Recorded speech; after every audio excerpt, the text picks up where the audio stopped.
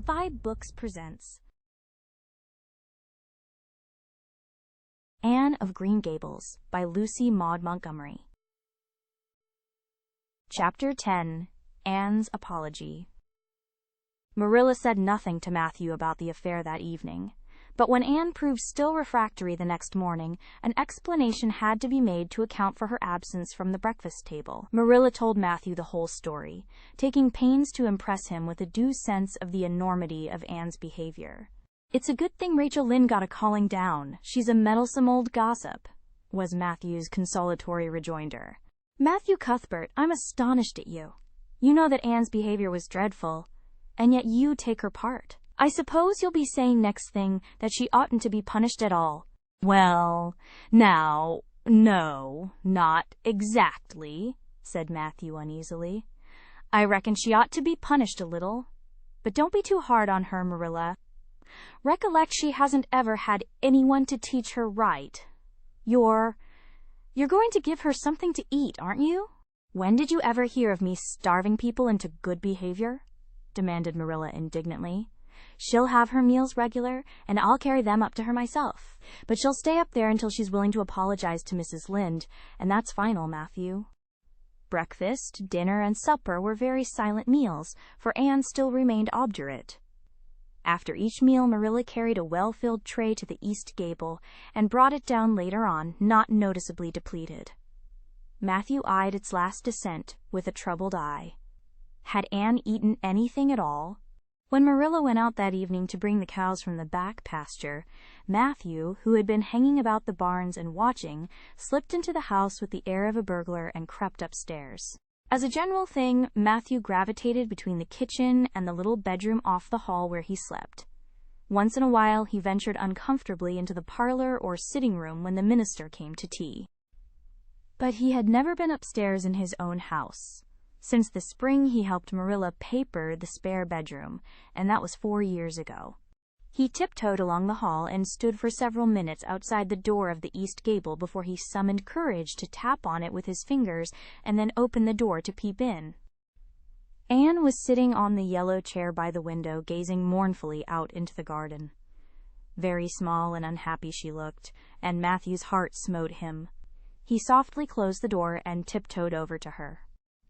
"Anne," he whispered, as if afraid of being overheard, "how are you making it, Anne?" Anne smiled wanly. "Pretty well. I imagine a good deal, and that helps to pass the time. Of course, it's rather lonesome, but then I may as well get used to that."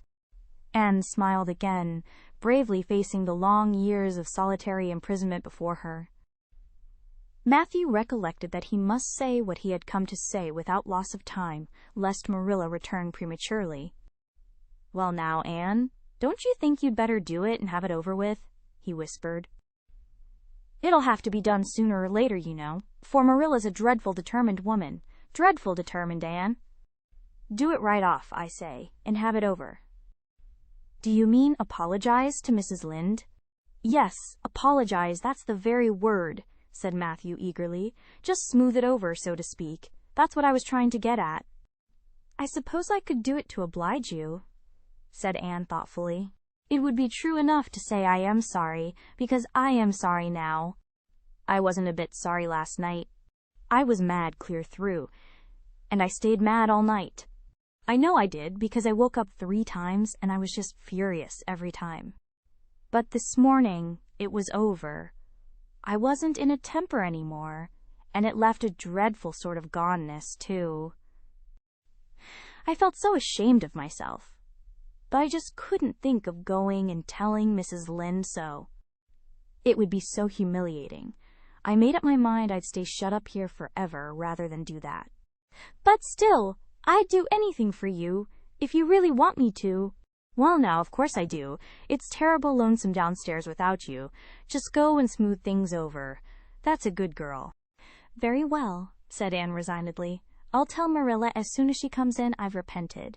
That's right, Anne. But don't tell Marilla I said anything about it. She might think I was putting my oar in, and I promised not to do that."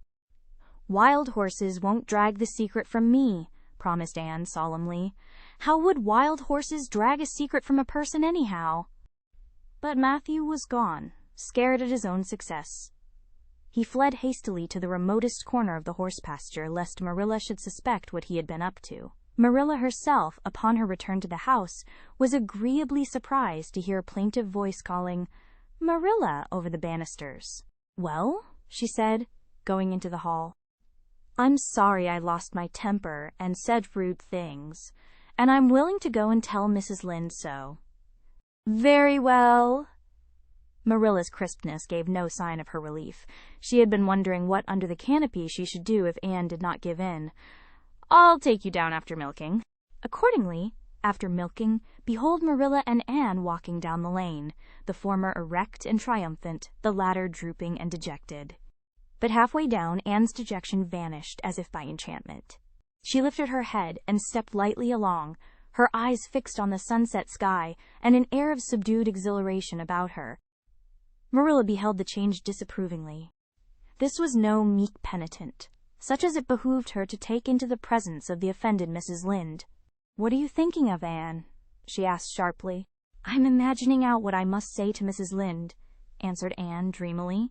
This was satisfactory, or should have been so. But Marilla could not rid herself of the notion that something in her scheme of punishment was going askew. Anne had no business to look so rapt and radiant.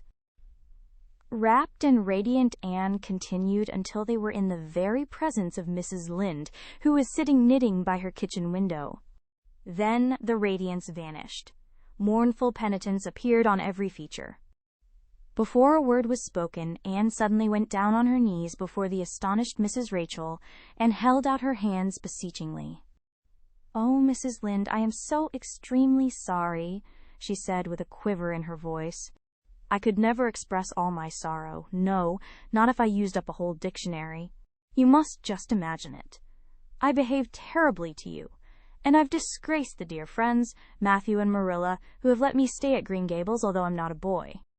I'm a dreadfully wicked and ungrateful girl, and I deserve to be punished and cast out by respectable people forever. It was very wicked of me to fly into a temper because you told me the truth. It was the truth. Every word you said was true. My hair is red, and I'm freckled and skinny and ugly. What I said to you was true too, but I shouldn't have said it. Oh, Mrs. Lynde, please, please forgive me. If you refuse, it will be a lifelong sorrow on a poor little orphan girl. Would you, even if she had a dreadful temper? Oh, I am sure you wouldn't. Please say you forgive me, Mrs. Lynde." Anne clasped her hands together, bowed her head, and waited for the word of judgment. There was no mistaking her sincerity. It breathed in every tone of her voice. Both Marilla and Mrs. Lynde recognized its unmistakable ring, but the former understood in dismay that Anne was actually enjoying her valley of humiliation, was reveling in the thoroughness of her abasement. Where was the wholesome punishment upon which she, Marilla, had plumed herself? Anne had turned it into a species of positive pleasure. Good Mrs. Lynde, not being overburdened with perception, did not see this. She only perceived that Anne had made a very thorough apology, and all resentment vanished from her kindly, if somewhat officious, heart. There, get up, child," she said heartily. "Of course I forgive you. I guess I was a little too hard on you anyway. But I'm such an outspoken person. You just mustn't mind me, that's what. It can't be denied your hair is terrible red, but I knew a girl once, went to school with her in fact, whose hair was every mite as red as yours when she was young, but when she grew up, it darkened to a real handsome auburn. I wouldn't be a mite surprised if yours did too, not a mite." "Oh, Mrs. Lynde!" Anne drew a long breath as she rose to her feet. "You have given me a hope. I shall always feel that you are a benefactor.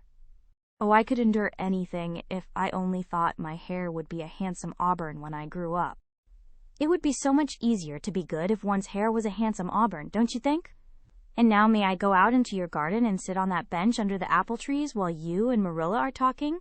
There is so much more scope for imagination out there. Laws, yes, run along, child, and you can pick a bouquet of them white June lilies over in the corner if you like." As the door closed behind Anne, Mrs. Lynde got briskly up to light a lamp. "She's a real odd little thing," Take this chair, Marilla. It's easier than the one you've got. I just keep that for the hired boy to sit on. Yes, she certainly is an odd child, but there is something kind of taking about her after all. I don't feel so surprised at you and Matthew keeping her as I did, nor so sorry for you either. She may turn out all right. Of course, she has a queer way of expressing herself. A little too, well, too kind of forcible, you know. But she'll likely get over that, now that she's come to live among civilized folks. And then, her temper's pretty quick, I guess. But there's one comfort. A child that has a quick temper, just blaze up and cool down, ain't never likely to be sly or deceitful. Preserve me from a sly child, that's what. On the whole, Marilla, I kind of like her. When Marilla went home, Anne came out of the fragrant twilight of the orchard with a sheaf of white narcissi in her hands. I apologized pretty well, didn't I? She said proudly as they went down the lane. I thought since I had to do it, I might as well do it thoroughly. You did it thoroughly all right enough, was Marilla's comment. Marilla was dismayed at finding herself inclined to laugh over the recollection. She had also an uneasy feeling that she ought to scold Anne for apologizing so well. But then, that was ridiculous. She compromised with her conscience by saying severely, I hope you won't have occasion to make many more such apologies. I hope you'll try to control your temper now, Anne. That wouldn't be so hard if people wouldn't twit me about my looks, said Anne with a sigh. I don't get cross about other things, but I'm so tired of being twitted about my hair, and it just makes me boil right over. Do you suppose my hair will really be a handsome auburn when I grow up? You shouldn't think so much about your looks, Anne. I'm afraid you are a very vain little girl. How can I be vain when I know I'm homely? Protested Anne. I love pretty things, and I hate to look in the glass and see something that isn't pretty. It makes me feel so sorrowful, just as I feel when I look at any ugly thing. I pity it because it isn't beautiful. Handsome is as handsome does, quoted Marilla. I've had that said to me before, but I have my doubts about it, remarked skeptical Anne, sniffing at her narcissi. Oh, aren't these flowers sweet? It was lovely of Mrs. Lynde to give them to me.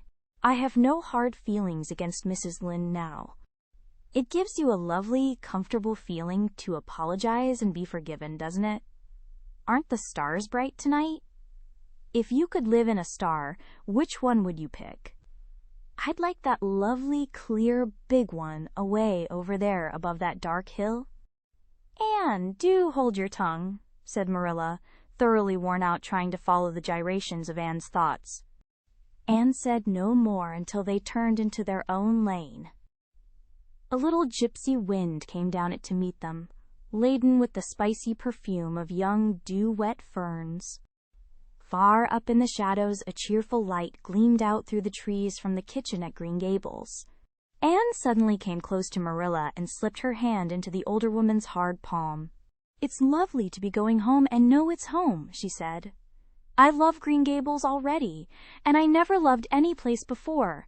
No place ever seemed like home. Oh, Marilla, I'm so happy. I could pray right now and not find it a bit hard. Something warm and pleasant welled up in Marilla's heart at touch of that thin little hand in her own, a throb of the maternity she had missed, perhaps. Its very unaccustomedness and sweetness disturbed her.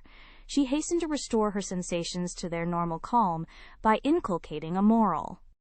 If you'll be a good girl, you'll always be happy, Anne, and you should never find it hard to say your prayers. Saying one's prayers isn't exactly the same thing as praying, said Anne meditatively. But I'm going to imagine that I'm the wind that is blowing up there in those treetops. When I get tired of the trees, I'll imagine I'm gently waving down here in the ferns, and then I'll fly over to Mrs. Lynde's garden and set the flowers dancing, and then I'll go with one great swoop over the clover field, and then I'll blow over the lake of shining waters and ripple it all up into little sparkling waves. Oh, there's so much scope for imagination in a wind, so I'll not talk any more just now, Marilla. Thanks be to goodness for that, breathed Marilla in devout relief. Thank you for tuning in to vibeBooks. We hope you enjoyed this journey.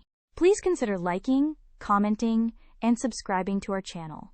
Check out our playlist or explore vibeBooks for more classic stories. Until next time, happy listening.